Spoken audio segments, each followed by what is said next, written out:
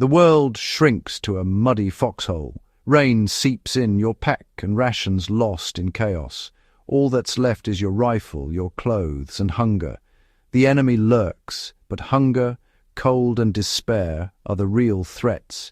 This is when a soldier becomes a survivor. Training manuals offer little comfort here.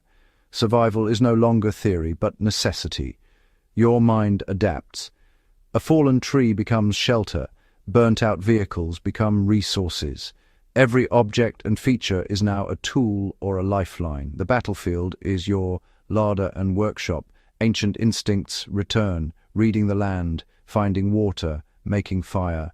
Survival means understanding your environment, not conquering it. Each small victory, a spark, a mouthful of water, is monumental. The silence between bombardments is filled with your own body's complaints. Desperation breeds ingenuity. Wire becomes a saw, parachute silk a dry bed.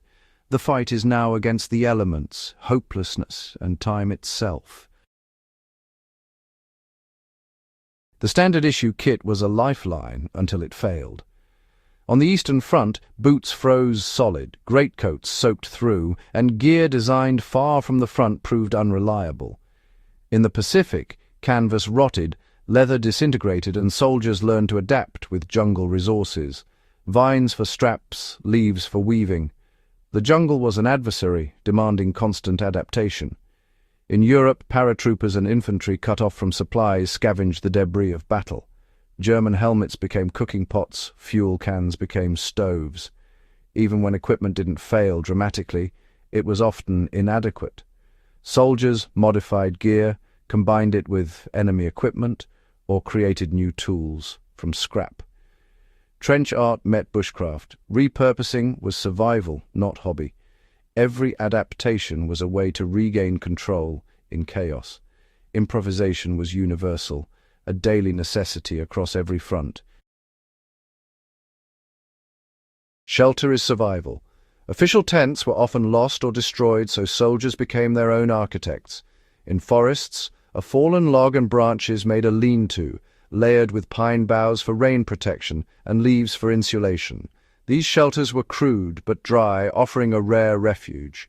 Where trees were scarce, parachute silk or nylon was prized, used as hammocks, tarps, or rain covers. Pilots salvaged parachutes, knowing their value. In bombed cities, rubble became building material. Soldiers tunneled into debris, using furniture and concrete for protection. Corrugated iron from ruins became dugout ceilings. Every scrap was evaluated for shelter potential. The landscape of destruction became a network of improvised sanctuaries. Fire is essential, warmth, cooking, water purification, but must be hidden from the enemy. The Tommy cooker, a tin can stove fueled with petrol-soaked sand, produced a smokeless flame. Tools were improvised. Field telephone wire became a saw, cutting branches for shelter or firewood. Lost canteens meant scavenging ammo boxes, or German jerry cans carried water. Bamboo became natural bottles. Scrap metal was sharpened into knives or axe heads. Mess tins were modified for cooking. Lamps were made from tins, cloth, and oil or fat. Every tool saved energy and increased chances of survival. Adaptability was key. Each improvised item was a step toward endurance. Efficiency and resourcefulness replaced comfort. Survival depended on turning debris into tools. To be seen is to be targeted. Camouflage was a living art, constantly adapted. Soldiers wove grass and leaves into helmet nets and uniforms, breaking up their outline. In snow, white sheets or parachute silk became makeshift camouflage. Parachute fabric was cut for helmet covers and rifle wraps. In jungles, uniforms were dyed with mud or berries to match the terrain. Camouflage was updated with every change in environment. Improvised armor was also common. Steel plates from wrecks worn under shirts.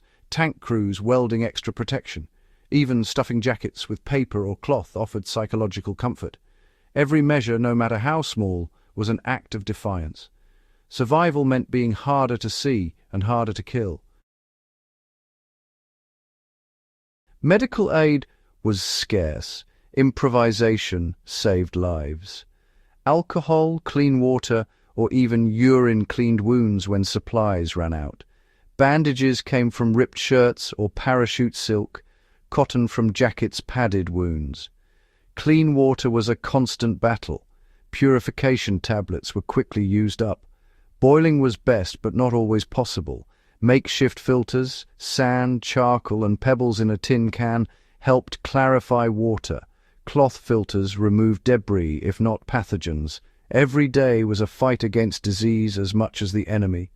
These improvised techniques were daily rituals. Survival depended on creativity and vigilance.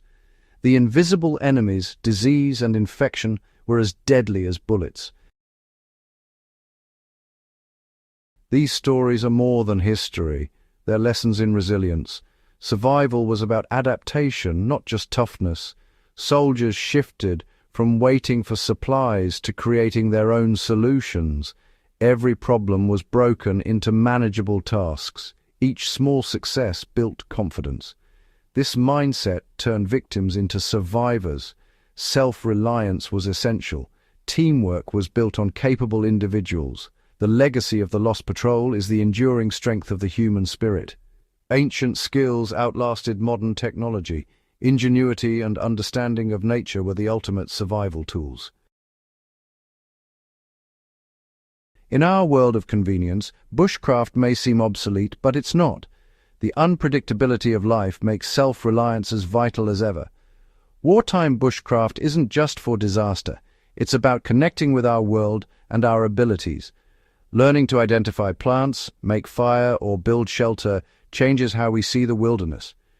These skills build confidence, observation, and problem-solving.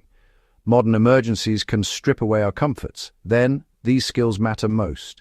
WWII improvisation is a real-world curriculum for preparedness. The greatest lesson is mindset. See opportunity, not despair. Bushcraft grounds us, connects us to history, and reminds us of our resilience. That lesson will never be obsolete.